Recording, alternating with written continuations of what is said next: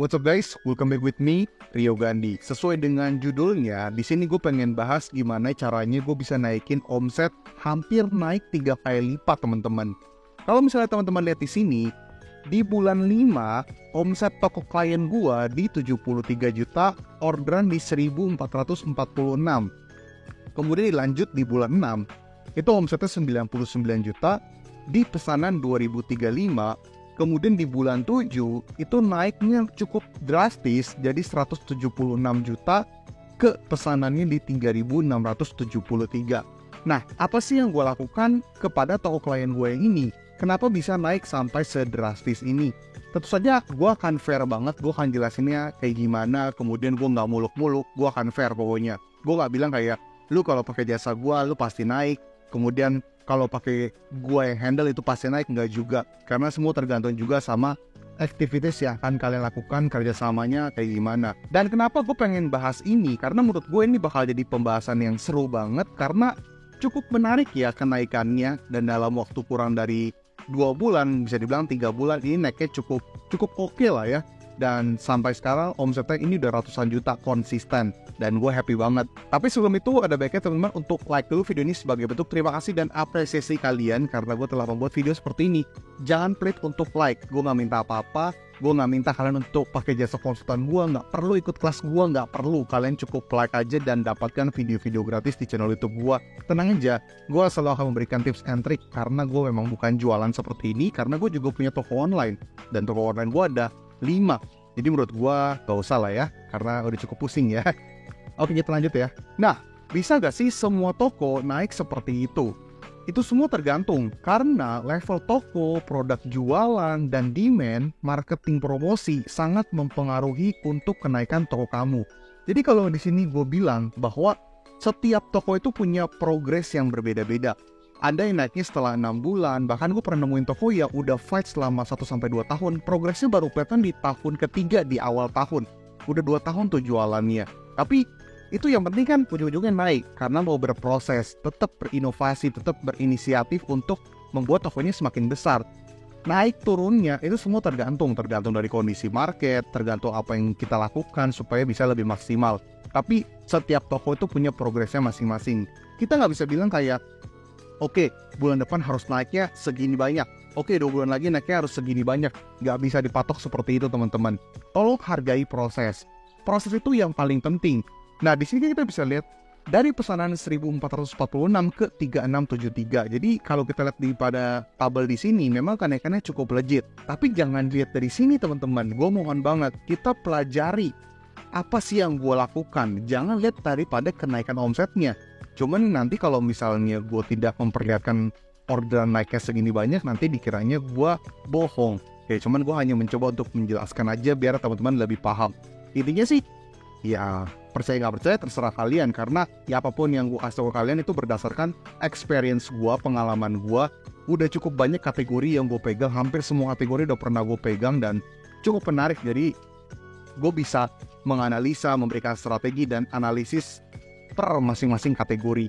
Nah, jadi ada beberapa parameter yang membuat toko kamu itu bisa berkembang berapapun persenannya ya. Di sini gue katakan ini naiknya bisa 20%, 30%, enggak juga. Ini semua tergantung. Nah, jadi ada marketing budget. Oke, kalau kita ngomongin marketing budget, udah pasti kan banyak hal. Marketing untuk segi iklan, promosi endorsement, atau mungkin kita marketing untuk ikut-ikut promo di Shopee, atau mungkin kita bikin apapun itulah ya. Pokoknya intinya mengeluarkan uang ya. Intinya ya bakar uang lah. Cuman bakar uangnya di sini kan juga masing-masing punya dompetnya masing-masing ya. Jadi ada yang kuatnya di berapa ratus ribu, ada yang berapa juta, atau bahkan puluhan juta. Itu semua tergantung. Masing-masing toko, masing-masing orang punya levelnya masing-masing. Tergantung ukuran dompet kalian juga lah ya. Nah, tapi di lain daripada itu, intinya marketing budget itu bisa menjadi parameter untuk kita menganalisa kira-kira kita mau lakuin promosi seperti apa. Nggak harus budget besar-besar juga. Kalau misalnya kita bisa budget kecil tapi kita bisa analisa untuk kalau kita spending budget besar bisa hasil lebih bagus, ya why not? Cuman ya kita pasti mengeluarkan uang. Namanya kalau misalnya kita jualan, apapun itu, baik jualan retail atau apapun itu, pasti kita ada namanya marketing budget untuk kita promosi. Kemudian branding dan awareness. Branding. kita ngomongin branding dan awareness ini ada banyak hal. Baik branding untuk produk, atau awareness untuk produk, atau branding untuk si toko, atau awareness untuk si toko. Nah, untuk toko sendiri ini, Go branding itu lebih ke produknya. Nama produk oke lah ada Go brandingin juga, cuman lebih ke fokus ke produk. Karena produknya ini cukup bisa dipakai orang banyak, sehingga menurut gue kalau misalnya brandingin si produk, ini akan jauh lebih bagus. Baik secara namanya, function dari si produknya, kemudian kebutuhan untuk orang-orang ini bisa butuh produk ini tuh kayak gimana, jawabannya seperti apa. Nah, branding itulah yang gue buat. Kemudian bangun awareness. Bangun awareness ketika orang melihat nama brand ini udah tahu bahwa oh brand ini tuh jual apa sih. Kemudian brandingin untuk produk ini. Produk ini kalau digunakan tujuannya untuk apa. Jadi bangun branding dan awareness. Dan branding dan awareness itu dibangunnya nggak sebentar. Cukup lama ya dan bisa lama banget. Untuk branding dan awareness itu nggak bisa hitungan bulan. Sudah pasti butuh waktu yang cukup lama. Ya. Kemudian ada review. Tidak bisa dipungkiri bahwa review itu sangat-sangat penting teman-teman. Review baik dari si customer memberikan penilaian, kemudian ulasannya seperti apa, itu bener-bener penting banget. Bener-bener lo harus bangun pelayanan yang oke banget supaya customer itu bisa repeat order terus. Untuk toko ini gue sarankan seperti itu dan dia bener-bener maksimalin banget dari segi pelayanan sehingga customernya bisa repeat order terus. Jadi bisa dibilang orderan kenaikan yang cukup pesat ini itu juga pengaruh terhadap repeat order yang tinggi juga. Kemudian store identity. Ketahuilah toko kamu itu jual apa yang pengen kamu bangun. Saat ini kamu sedang pengen promosi apa. Itu kamu harus tahu. Jangan sampai setiap bulan kamu bolong, kamu gak tahu mau ngapain. Pokoknya yang penting buka Shopee, ada orderan masuk, proses, kirim. Itu boring banget teman-teman. Percayalah, jualan online itu bisa jauh lebih seru dan jauh lebih pusing kalau lu bener-bener ngelakuin activities yang banyak. Dan sebenarnya emang harusnya seperti itu sih. Kemudian service. Seperti yang gue bilang, pelayanan itu gak kalah penting. Bahkan gue bisa bilang penting banget. Apabila lu bisa ngebuat pelayanan lu itu bener-bener oke, balas chatnya bagus, responsif, lu bisa ramah banget sama customer, menjawab segala pertanyaan customer, dan kemudian lu bisa kasih pengiriman yang cepat, ketika ada komplain lu bisa jawab dengan baik, itu akan good banget teman-teman. Jangan bikin customer lu kabur. Meskipun customer rese mau gimana pun, mungkin saja dia akan repeat order one day. Walaupun kadang ada yang ngekin banget sih, ya gue tau banget rasanya. Gue pernah banget, baru kemarin gue dapet customer yang super resek. Dia beli satu produk ya, dia beli 3 produk dalam satu invoice. Kemudian ada satu produk yang gak sesuai ekspektasi dia. Akhirnya 3-3-nya dikasih bintang 1. Wajar banget, tapi gue mencoba untuk gue chat. Halo kak, apakah bisa diganti reviewnya? Gue coba jelaskan, cuman ujung-ujungnya walaupun dia gak bales ya, memang gak bisa dihindari yang seperti itu. Tapi ada juga kok yang bisa ngebales kalau kita baikin atau mungkin kita kasih solusi, dia bisa ganti ulasannya. Nah itulah yang bagus teman-teman. Jangan berjuang sendiri, cari bantuan. Memang kita bisa mendapatkan keuntungan sebanyak-banyaknya dengan biaya serendah-rendahnya. Ya semua owner pengennya seperti itu ya. Kalau bisa gue keluarin cuman 50.000 tapi dibaliknya bisa 5 juta atau 50 juta. Yang penting keluarin 50.000. Well, tapi sayangnya tidak bisa seperti itu teman-teman ya. Namun kalau kita mengeluarkan biaya untuk membuat toko kita lebih berkembang ke depannya, kenapa tidak? Memang saat ini ketika kita mengeluarkan something yang mengeluarkan uang, mungkin bulan ini belum kelihatan. Tapi itu proses, dimana mungkin 2 bulan lagi, 3 bulan lagi itu akan terlihat. Ada yang mungkin lu menunggu sampai 1 tahun, baru terlihat hasilnya. Yang penting apa? Lu tahu goals lu apa, tujuan lu apa. Tujuan lu adalah untuk membuat toko lu itu lebih dikenal, produk lu lebih dikenal. Kemudian bisa dapetin orderan, walaupun sedikit-sedikit, tapi lama-lama bisa menjadi bukit. Dapat satu ulasan, satu terjual, lama-lama kan bisa numpuk. Sehingga produk lu secara penilaiannya akan semakin tinggi dan akan semakin naik. Coba bayangin deh, kalau lu nggak mau marketing, lu kayaknya takut. Iya, mau gimana? Cari bantuan teman-teman.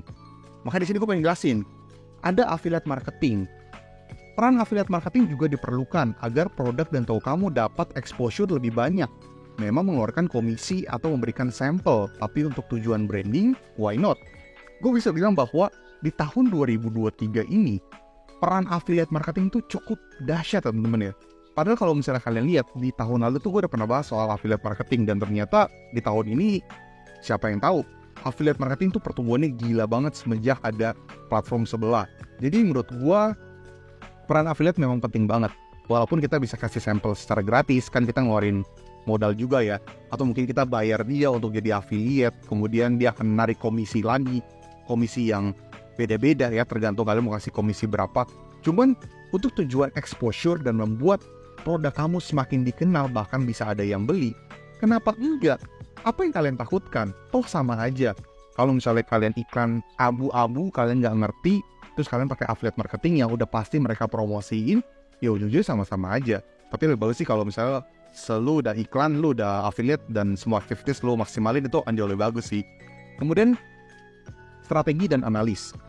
Peran leader atau orang yang bisa strategi dan analis akan sangat membantu untuk mengembangkan toko atau produk jualan kamu, baik dari segi promosi, iklan, arahan untuk kedepannya.